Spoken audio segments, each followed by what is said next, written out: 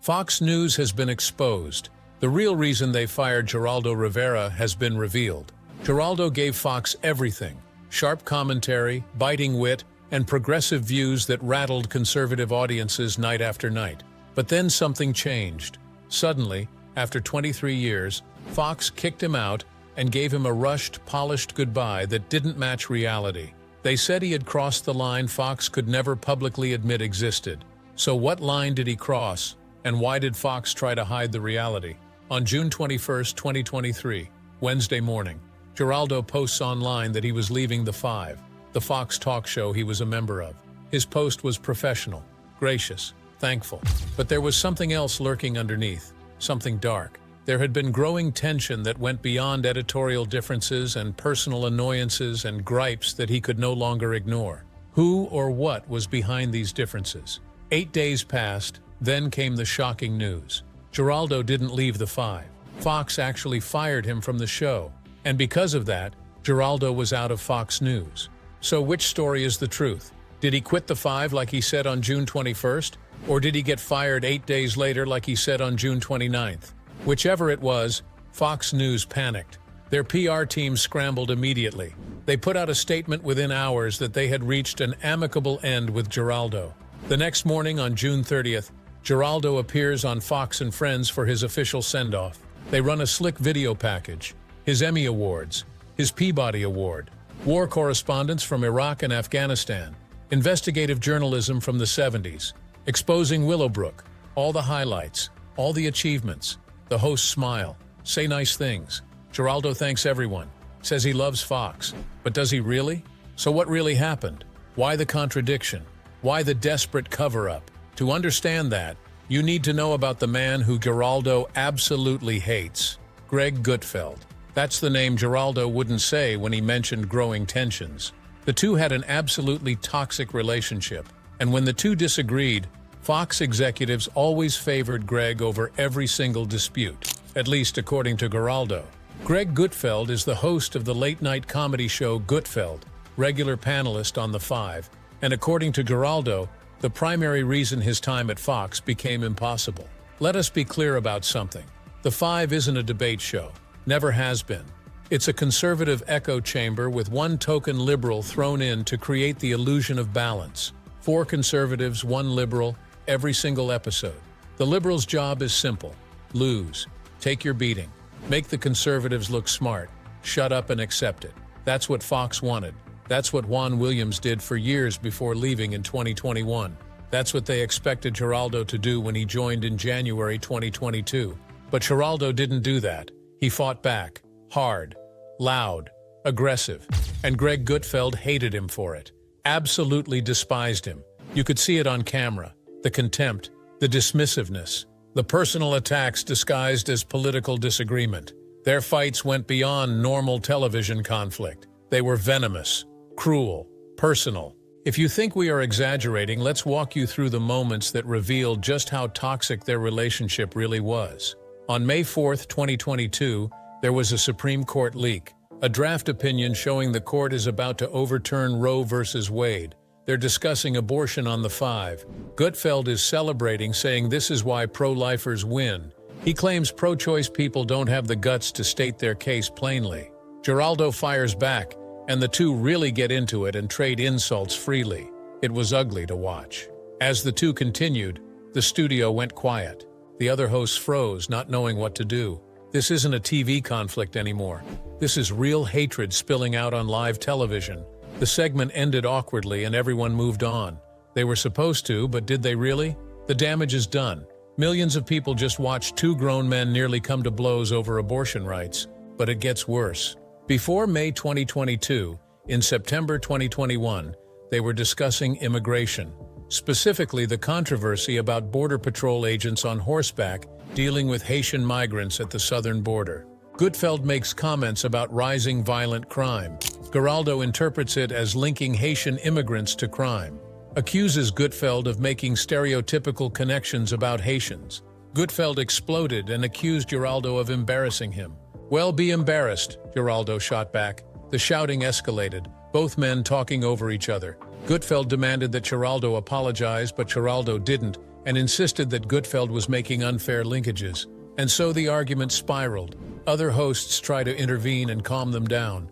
They even tried to change the subject, but these two men hate each other. You can see it, feel it through the screen. And then there's the vaccine fight. This one crossed into threats of physical violence. So they were debating COVID vaccines, mandates, personal choice. Gutfeld and Jesse Waters were teaming up against Geraldo and accuse him of insulting people who refuse vaccination. Geraldo had been calling unvaccinated people arrogant, selfish SOBs. He had taken a hardline stance that vaccination should be mandatory. Gutfeld brought up bodily autonomy and said it was his body, his choice. Geraldo said this was an exception. Then he looked directly at Gutfeld, pointed his finger and said he would beat Gutfeld up if he came close to any of his family members without getting vaccinated. That changed the mood of the studio. This was a direct physical threat, but Gutfeld didn't escalate and the other hosts quickly jumped in immediately to move past it. But everybody saw what just happened. Geraldo Rivera threatened Greg Gutfeld with violence on live national television. These fights happened over and over. Abortion, immigration, vaccines, gun control, electric vehicles. Every topic became a battleground. Every disagreement became personal. And according to Geraldo, Fox executives always took Gutfeld's side. Always. When the two of them clashed, management favored Gutfeld, protected Gutfeld, gave Gutfeld more airtime while quietly reducing Geraldo's appearances. Geraldo thought it was very unfair. He claimed he enjoyed being on the Five, but the feeling wasn't mutual. It felt like Fox was punishing him for crossing a line they didn't tell him existed. Little did Gerald know that there was one line he would cross, and there would be no way back. You see, the Gutfeld conflict wasn't the only reason Fox wanted him gone. There was another factor, another controversy, another line he'd crossed that made him too dangerous to keep around. Tucker Carlson, the breaking point. Tucker Carlson was untouchable at Fox News, the biggest star they'd ever had, pulling in millions of viewers every single night at 8 o'clock. His show, Tucker Carlson Tonight, dominated cable news, made Fox hundreds of millions of dollars in advertising revenue. Tucker could say almost anything and get away with it. Almost anything. Then came January 6, 2021, when thousands of Trump supporters stormed the Capitol building trying to stop the certification of Joe Biden's election victory. People died. Police officers were beaten. Tucker Carlson suggested the FBI had orchestrated the whole thing, that it was a false flag operation designed to make Trump supporters look bad, that the real criminals were federal agents provocateurs planted in the crowd to incite violence. Do you think Tucker had a point, or was what he said absolute garbage? Tucker kept pushing it and interviewed people who claimed January 6th wasn't what it looked like. In October 2021, Tucker announced a documentary series for Fox Nation called Patriot Purge. The trailer was intense. It suggested the Capitol attack was staged by the government, that there was a new war on terror being waged against conservatives, that January 6th defendants were political prisoners. Geraldo saw that trailer and couldn't stay quiet. He posted on Twitter rubbishing the claims. He said they were inflammatory and outrageous and uncorroborated. He told the New York Times that Tucker was being provocative rather than illuminating, that there are some things you say that are more inflammatory than others. Geraldo said messing around with January 6th stuff was dangerous and irresponsible. Do you think he has a point? Geraldo said what happened was a riot that was incited and encouraged and unleashed by Donald Trump, not by the FBI, not by secret agents, by Trump himself and his allies who refused to accept electoral defeat. But was this really? As it turned out, in 2025, it was discovered that BBC altered Trump's speech to make it seem like he was encouraging destruction. Did the BBC do it on their own? Or did someone or an organization encourage them to do so? What Geraldo said about Tucker created massive problems for Geraldo at Fox. The network was standing behind Tucker and defended his theories, allowing him to spread his views about the election and January 6th because it brought in viewers and money. And here was Geraldo, another Fox personality, publicly calling out those views and openly contradicting the network's narrative, making them look bad. But Geraldo didn't stop, couldn't stop. Every time Tucker pushed the false flag narrative, Geraldo spoke out against it. Every time Tucker talked about January 6th, Geraldo was there to counter him. This went on for months. The tension building and management was getting more and more frustrated.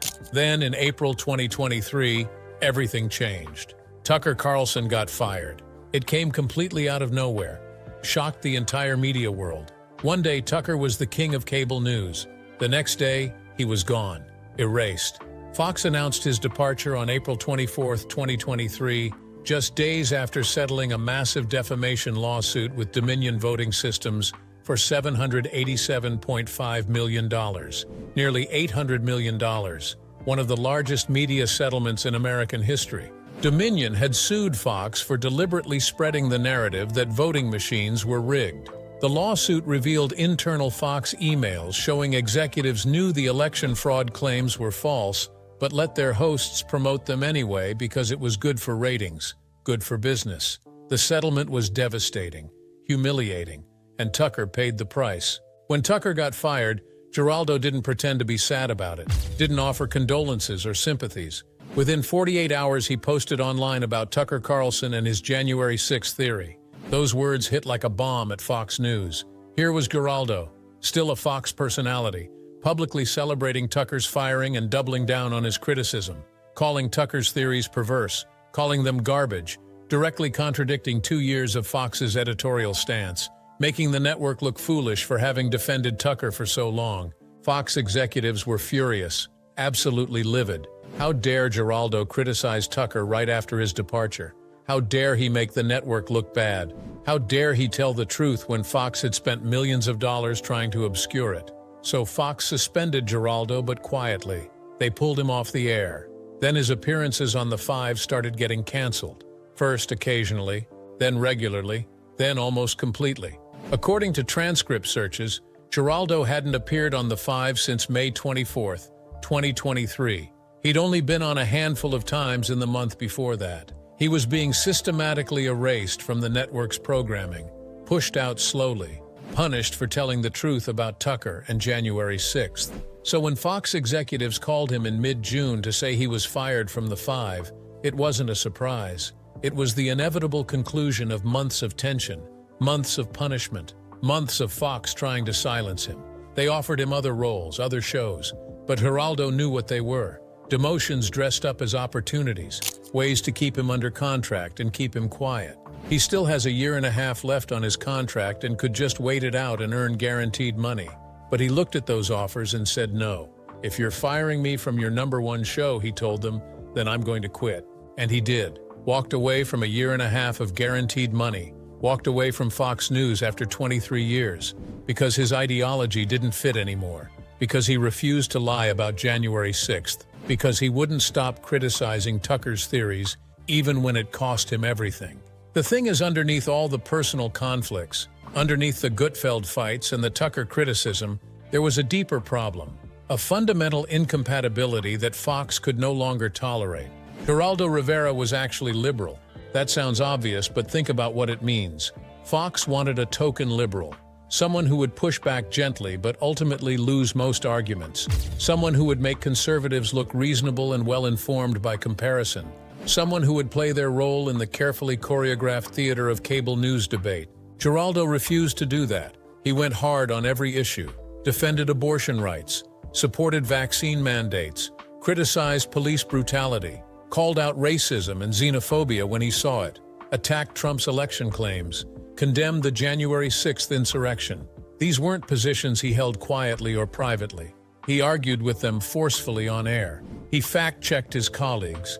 He brought receipts. He made conservatives look bad sometimes. And Fox couldn't have that. When Geraldo appeared on The View in July 2023, he finally said it plainly. "My ideology does not fit Fox." Those were his exact words. He explained that the network always kind of squeezed him in despite his more progressive stances, that they tolerated him as long as he stayed in his lane, as long as he played the role they wanted. But when he stepped outside that lane, when he challenged Tucker or defended his positions too effectively, they pushed back, hard. He described being the odd man out as increasingly challenging, said the show's tone grew more combative, more personal, more hostile. Said there was growing tension that goes beyond editorial differences and personal annoyances and gripes. Translation? They didn't just disagree with his politics. They hated him for having them. They resented his presence. They wanted him gone. And they got their wish. After 23 years of service, of loyalty, of delivering content and ratings, Fox News fired Geraldo Rivera from their #1 show because he wouldn't stop being liberal, because he wouldn't shut up about Tucker's claims, because he wouldn't pretend January 6th was anything other than what it was, because his ideology didn't fit their corporate narrative anymore. The network tried to spin it as mutual, amicable, a natural conclusion. But Geraldo exposed that lie, posted online that he got fired, appeared on The View saying they pushed him out, told anyone who would listen that Fox favored Gutfeld in every dispute, that they reduced his appearances, that they suspended him for criticizing Tucker, that they offered him meaningless roles to keep him quiet. Fox News fired Geraldo Rivera because in conservative media in 2023, telling a different story about January 6th, about Tucker Carlson, about Trump's lies, is a fireable offense. So Geraldo got fired, got pushed out, got erased from Fox News after 23 years. End of story, right? He rides off into the sunset, retires, disappears, not even close. 7 months after leaving Fox, in February 2024, Geraldo found a new home. News Nation announced he would join as correspondent-at-large. News Nation is Nexstar Media's attempt at centrist cable news. They've been quietly hiring former Fox personalities who left or got pushed out. Leland Vittert, Chris Steyerwalt, Laura Ingle. People who got tired of Fox's hard right turn. People who wanted to do actual journalism again. Geraldo fit perfectly. Made his first appearance on February 14, 2024 on Cuomo, the primetime show hosted by Chris Cuomo, himself a refugee from CNN.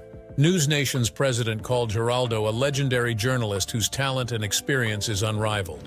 Whether you agree with that or not, Geraldo brings name recognition, 50 years in television, multiple Emmys, a Peabody Award, war correspondence, investigative journalism. He's still a top draw. And here's what matters. Geraldo didn't fade away, didn't disappear, didn't let Fox silence him. At 82 years old, he's still on television multiple times a week offering political commentary and breaking news analysis. He maintains his website with updates and videos and opinion pieces. He writes columns for outlets like the Long Island Press about immigration and law enforcement and current events. He's active on X, posting constantly about politics and family and whatever else crosses his mind. He lives in Shaker Heights, Ohio in his wife's dream house and shares fitness videos and holiday posts with his grandchildren. He's semi-retired from daily hosting but fully engaged in journalism and commentary. Still relevant. Still fighting.